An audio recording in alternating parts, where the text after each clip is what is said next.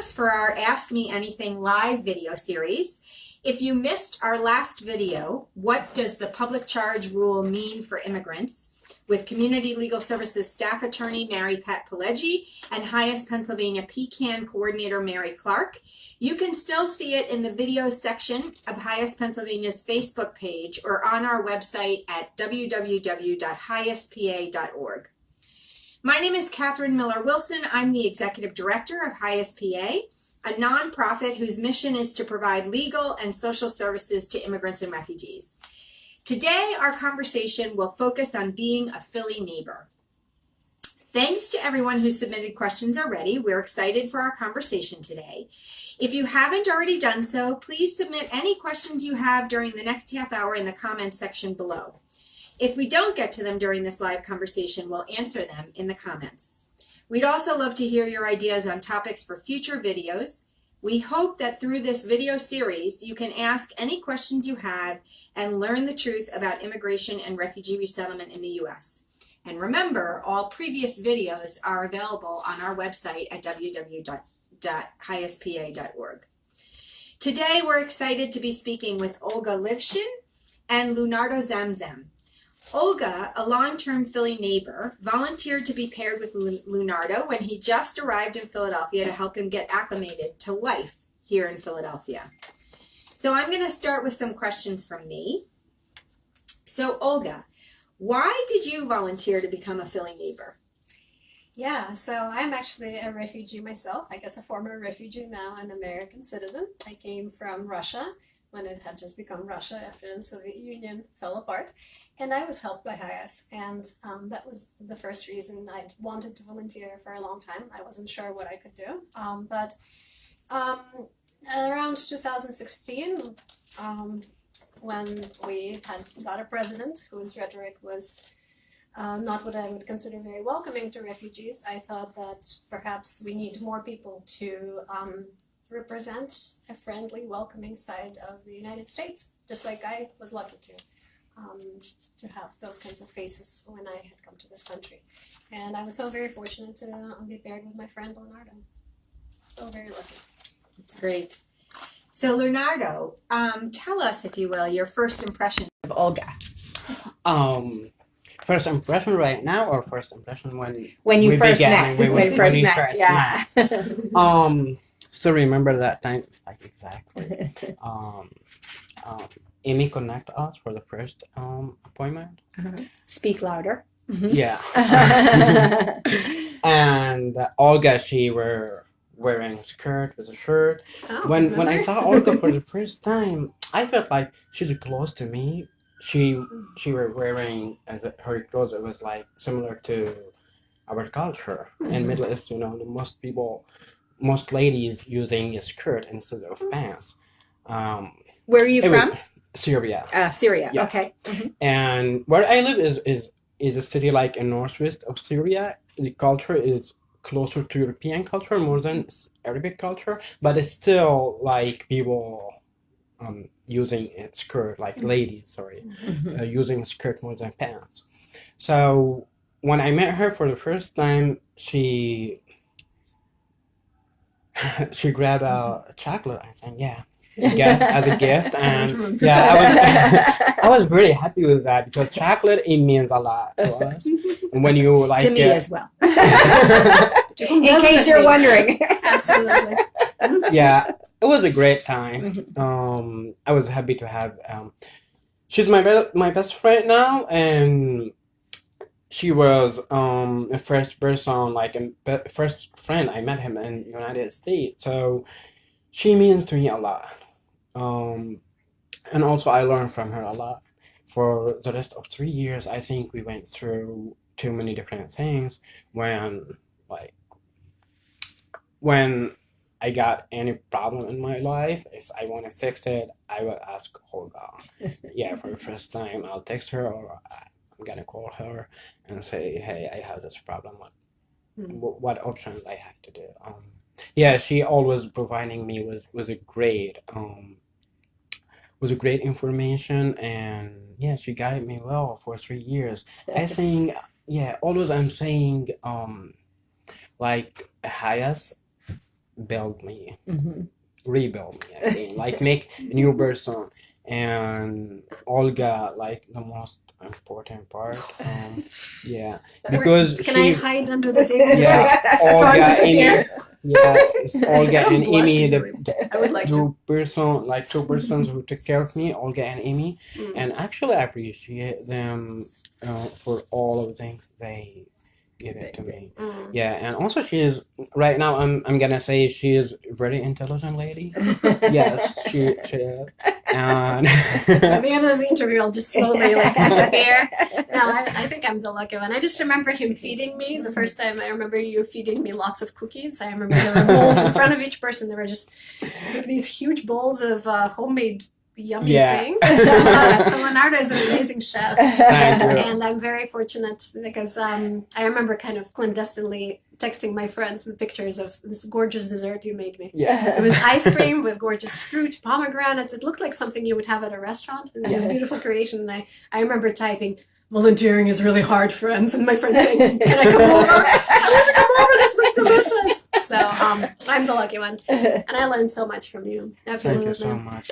I think like having two different culture. Mm-hmm. In my culture, if you have a visitor at your home, you have to invite him for the lunch or to have some sweet.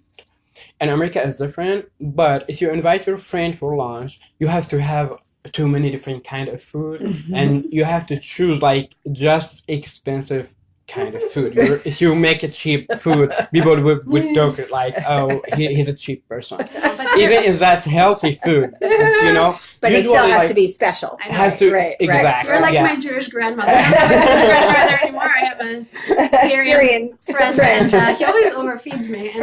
And it's not just your culture. It's you. You're very attentive. He figured out that I like this particular kind of chocolate cake. And then whenever I'd come over, there was this chocolate cake just for me. And I said, "What?" I'm hearing a chocolate theme here. That's what this Can is I actually get all in on about. this? Right.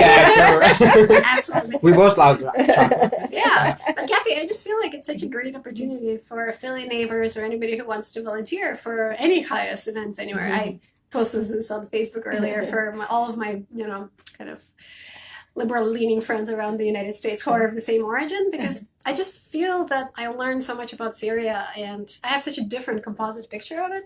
I don't know if you've been to that region. I haven't. I have To not. me, to me, it was such a monolith where I thought everybody speaks Arabic and most people are Muslim. And just getting to know Leonardo, it's been such an eye-opening moment just to learn so much about the architecture and the history of the place and how all of these people have cohabitated over the years. Phoenicians, right?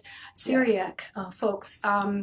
Just Syrianic. Syrianic. See, I'm still Around- learning. Syrianic. Yeah. Because there's Syriac, which is a religion, but not Syrianic. Got it. Exactly. Yeah, so just in that there was an evangelism presence there that was eye-opening to me too, and so just kind of getting to know the collage that it really is, and what versus what we see on the news. It's just been really educational, and what we see on the news is usually a problem, isn't it? It's war, Yeah. it's poverty, it's famine, and we have the image of Exactly. the world as a composite, set of problems, versus having a human being here with this rich family history, with a rich, Thank you so kind of much. like talking to me about the Mediterranean culture. That like is really That great. is your city, yeah. yeah, that's like in my opinion, maybe Syria is very far away from United States, and what people know about Syria is very few. Right, very in small. yeah, very Yes, small yes. about that. Like what people watching in the news. That's it. Yeah. What people know is what people know. Right, On the news, what people that's see it. on the Yeah, news. Yeah. yeah. Well, I want to ask you a few more questions. So tell me, what are the kinds of things, I mean, aside from chocolate cake, which I'm totally in favor of, what are the kinds of things that you guys do when you meet up, or that you did early on in your relationship when you were first starting to volunteer? Now, I guess you're just friends, so you just connect on a friend Hang level. out. But I think it is a good question. Mhm. Like usually we go to museum, park, some art plays. Mhm. Olga, she's familiar with the city more than me, and I'm not familiar with the city, and she is working hard to show me like Philly and like around the city, history of America. What also sometimes we talk about technology. sometimes we talk about the arts. As you know, she is a poet and writer, and in English, and I'm a poet and a writer in Arabic. So So definitely connected over the writing Mhm. thing. yeah, So Leonardo is the author of a book that he wrote and published when you were living in In Egypt, Amman, No, Amman, Jordan. Jordan. Oh, So somebody who's really a self-starter. oh, what's the name of your book? Wills of Passes is a guide help her or him um, to control their life and be better. Mm-hmm. How to live in happiness. How to Live in Happiness. Yeah. Has it Yeah. been translated into English? Do you know? Not yet. Okay. We've been talking about that. Uh-huh. Yeah, maybe. I prefer to do that when I'm connect with a university. Mhm. I won't do that by myself Mhm. because lifestyle in America is different than Middle East. You can do that in Middle East, and it's easy for you like to do your own research and publish that. Mhm. You have to be under the law. That's it. Mhm. But in America, there is a lot of consideration. That's why I would like to be connected with the university. Mhm. Even like when I want to translate it, I won't translate it by myself because when you translate from language, especially Arabic and English, it's very different. Mhm. It's not a different about the translate. You can't translate from Arabic to English the exact word. Word for word, Yeah, because right. thinking is different. Right. Sometimes I might translate it by myself, but I think it doesn't work. Mhm. I need like a specialist people who can like understand the total measure, Mhm. and I'm gonna talk to them, and that would take time. Sure, sure, it that's takes understandable. time. Yeah. I want to go back to the beginning. You had mentioned that in the early days, you texted Olga a lot with questions that you had or problems that you had. Can you tell us just a couple of examples of some of the questions or problems, if you remember? I remember when I had a work. Yeah. At work I got an injury. Oh, Yeah, and you a got injured company at the job. at a Mhm. job. Yeah. And when I Yeah, it was went to It's confusing for me. So Yeah. it's not like we know everything, as you said. yeah, when you're Yeah. guys, it but we was had something to like have close it's readings. yeah. Uh-huh. I think it doesn't happen in America, but it was like it happened. Uh-huh. for me. Rarely, but it Yeah. does. And Mhm. figuring out that whole workers' compensation situation was tricky. And, we navigated it together. And I'm glad that you're feeling better because Yeah. that was a big deal. But certainly, And do you have any background in law or workers' compensation? Absolutely not. How were you able to respond to his? same way I must say as what I did when I was 14 and my mom and dad asked me, "Hey Olga, come over here. You are the best English speaker. You're the best English speaker you can possibly be." Okay, I think this is what it says. And you can always call the place and ask them questions, but honestly we just kind of read it together and figured out what is the gist of what they're trying to ask. And I think honestly, sorry, I feel like I'm interrupting, but I think just it's like anyone else. Life is difficult. Just keeping the lights on, just going to work. For myself, sometimes some days are harder than others when it's dreary outside and it's raining. Sure. But as an immigrant, I think there are just these special pressures. Just figuring out, and this also came up in some of my other work with immigrant folks because I was teaching through Mural Arts Philadelphia. We were doing storytelling with folks, but just kind of it's the same issue as came up for my parents and for you and for them. Just figuring out what is legitimate mail and what is kind of junk mail, for lack of a better word. When do you have to respond? When do you not? It's not obvious. Yeah. And they certainly don't make it obvious for people who might be more vulnerable to that kind of exploitation when it's an email or a letter like that. So just figuring that out. I think that weeded out approximately 50% of your mail, if not more. Right. It's like junk, Lunardo junk. No, really, Lunardo. I know you're trying to be really good, but you do not have to respond to that. Don't respond to that either. yeah. Don't pick up the phone, Lunardo. It's just like basically. That's why I think she is intelligent lady. Yeah, that's why. Able to make out the point of a letter. Yeah, you can like respond at this time, or you have a right to don't like. And one time she asked her friend, your friend, she was a lawyer. Yeah, I guess we did that a few times. Yeah, There's one time something she connected. asked a lawyer for me, and Yeah, she there were a couple she times gave- when yeah. we saw kind of free, approximate general Right. advice, and it's just about being, kind of making friends. I mean, thanks to you, I feel like I made more friends. I'm new to Thank you so Philadelphia relatively, so right around the time when I came to Philly from another place, that's when things happened. President Trump got elected. And I came here to this office, and Daniela was running a training session. And I remember very well when you said at the end of the session, oh, there might be this gentleman who you might want to connect with. But I just remember you said that, I'm brilliant at this. I was just as new as you, and I was not working outside the home at the time. I was working on my book and my now 8-year-old. Those were my projects. And so I think one great thing about this program is that it does get you out of the house. And so I would highly recommend it to folks who are considering that, because it is joyful and it is interesting, and it kind of helps you navigate the city and maybe go to. I'd never gone to the Penn Museum, and had it not been for you, maybe I wouldn't have gone there for quite a while. But it was fun to explore. It was like it was a great time in Penn Museum, and I want to thank you again for that, because when we went there, something surprised me when I see like Egyptian history in the Penn Museum, and I saw Syrian history, something from Palmyra, right? And I got surprised how America, like, I'm gonna say America like a magnetic that take all the world civilization in one part. If you walk in Philadelphia, especially in Philadelphia, maybe it's more than other cities.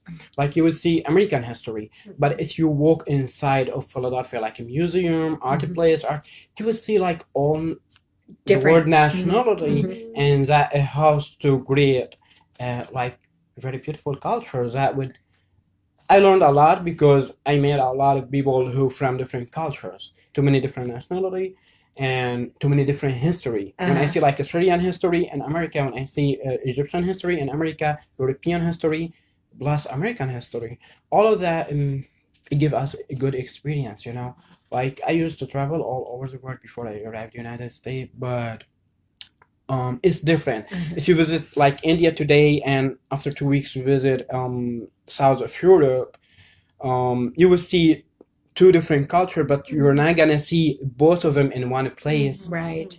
In any other country, only in America you would see that. Yeah, and I think that is very special things to figure out about it in America. Right. It's one of the things about being a nation of immigrants that makes it special. Yeah. Absolutely. Yeah. That's that's great. Yeah. So, so I want to ask you, Olga, if anyone was interested in becoming a Philly neighbor, what would be your advice? Absolutely. So I was secretly kind of looking ahead to that when I said the thing about getting out of the house, that it's a wonderful idea. But I would say that I've honestly had really great support here. So whether it's Amy, who you mentioned, who is a caseworker who's been doing some extensive work with you, who was also there for me with regard to information about the program and, helpful advice. So when, for example, we didn't know something, I could always call Amy up or email her. So don't feel that it's something where you might be out of the water. It's first off, it's not rocket science to read a letter or an email, but it's really great to have that support and to have her sympathetic ear when necessary.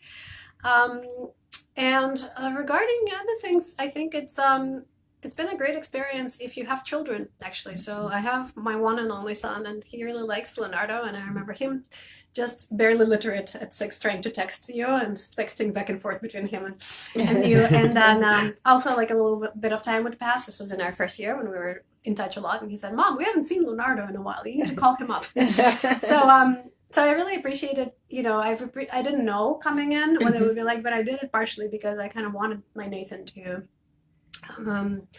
to be involved, as much as he could at that age at 6, but to kind of see people who are outside our culture. And it's worked out really great for us. I admit I came in with a bit of kind of a savior complex, like I'm going to show what America's all about. I'm going to show you how nice we really are. And I guess because of that, everything's going to be okay. No, so I had to drop that. But what I did appreciate is unexpectedly how much my kid actually was really interested, and also learning about the war, which was a difficult thing for all of us to talk about. And you did a great job of just speaking about it in general enough terms that Nathan was he understood some things, and then for a while, Nathan had the idea that he needs to take Bashar, as he called him, Bashar al-Assad, put him on a spaceship and just blow him out of the universe. That was his idea. And Clearly, Nathan has to be the next guest on our Ask Me Anything, right? You know what I noticed, like, when we were talking, and Nathan, he was asking, like, a very smart question. He say, he killed all of that evil, and nobody caught him. And welcome. When he asked me that question, I couldn't answer.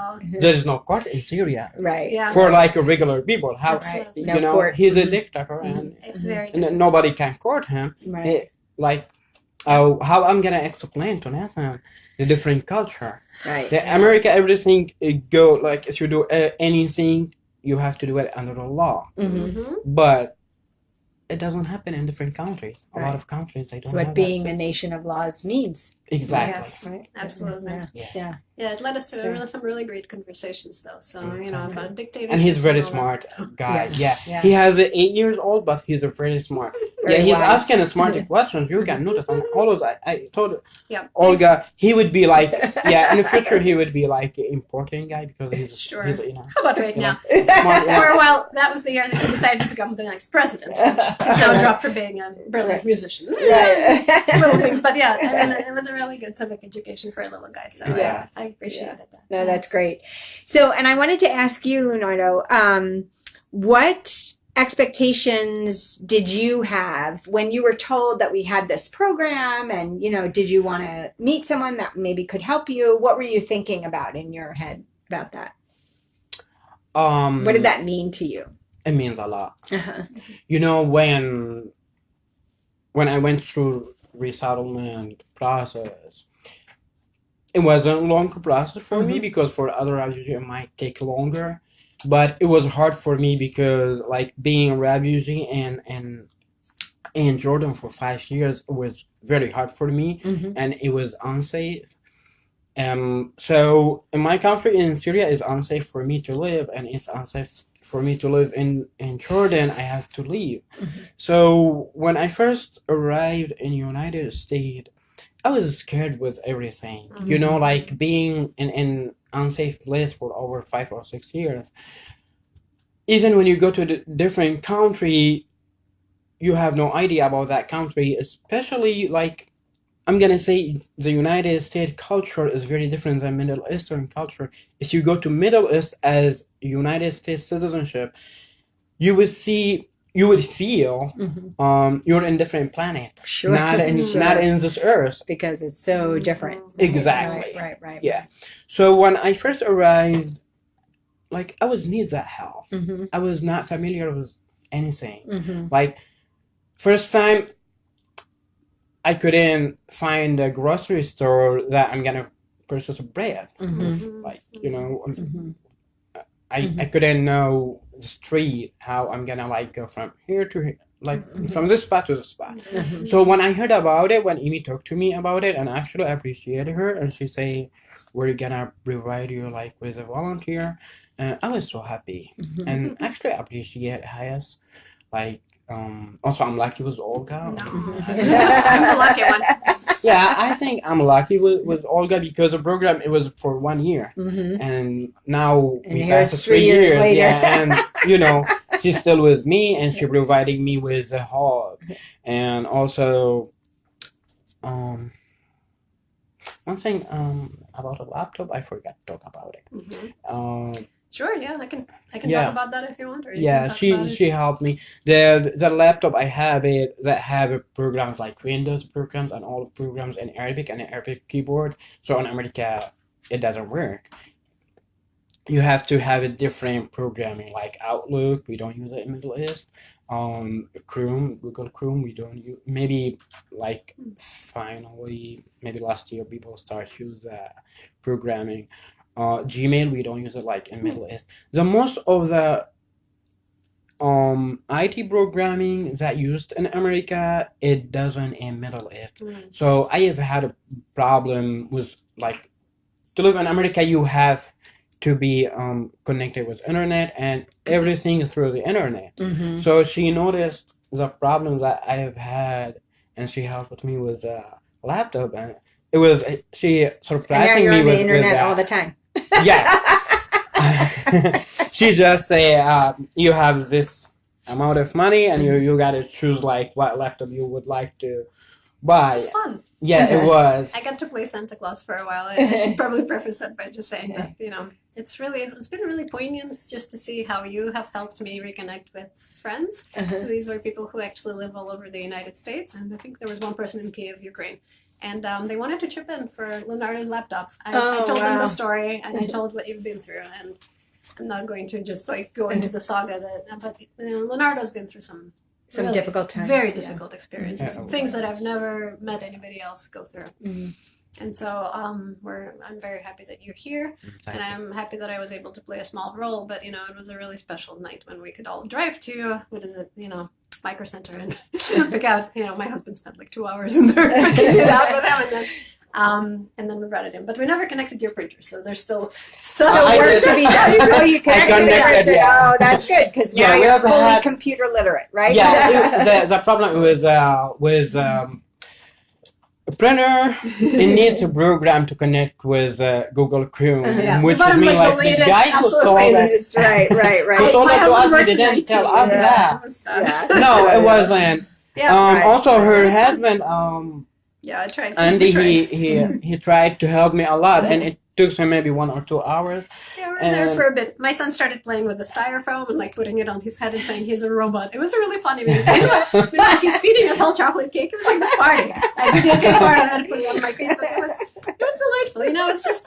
It's really neat. It's kind of like, I feel like, this volunteering, it's a little bit like you can take the boundaries of what's real and possible and just kind of stretch them a little bit, and then suddenly your life is filled with all these wonderful objects and people and dimensions. Yeah, like you feel like you're part of something larger that everyday work doesn't necessarily allow, and you get to learn about these experiences, and while you've been through so much, and there's no way that any of us can possibly absorb that, and there's probably a whole lifetime of healing from those experiences. Just to play even a tiny role in that has been an honor, really. That's great. Thank you so much. Well, Me thank too. you so.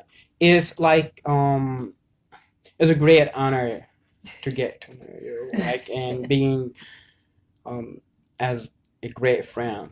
I think we have been through a lot, and actually I'm so happy and also appreciate HIAS for that, and still also appreciate HIAS for HIAS still having some programs for Refugees. for me and Yeah. for me Yeah. also. Yeah. Sometimes we go like we went to the beach around maybe 1 month ago. Oh yeah, Yeah, the we went wellness to trips. Yeah. Exactly. Yeah. And So many good programs. Yeah. as you know, like I grew up by the sea, Mediterranean Sea, and I ever seen a beach like maybe 9 years ago. Yeah. Oh, and so it's nice to go back. Yeah, to that. it was Yeah. a great time. That's wonderful. Yeah. That's Yeah. wonderful. Even with the rain, we got rain, but but Why still. didn't you arrange for better weather? I know we tried. I'm sorry. I'm very sorry. no, you're good. But- I was feeling sorry for Amy and HIAS. HIAS people, they were not swimming. For me, it was okay because I was swimming. I'm wet already, so Yeah. but. But there you go. Yeah, Right, HIAS right. team, they were not, and they get wet.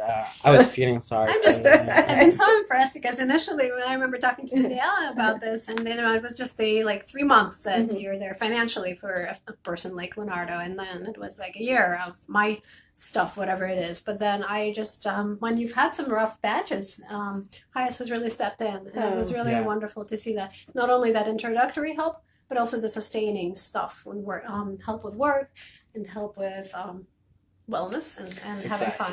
Well, that's It's great. really That's arrival to citizenship. That's our goal. So thank you, Olga and Lunardo, Thank you so for much. sharing your experiences. For all of you who sent questions that we didn't get to answer, they'll be answered in the comments below. If you're interested in becoming a Philly neighbor, go to www.hiaspa.org/volunteer. Stay tuned for announcements about our next Ask Me Anything. As always, you can learn more about how to support asylum seekers and other immigrants and refugees at www.hiaspa.org.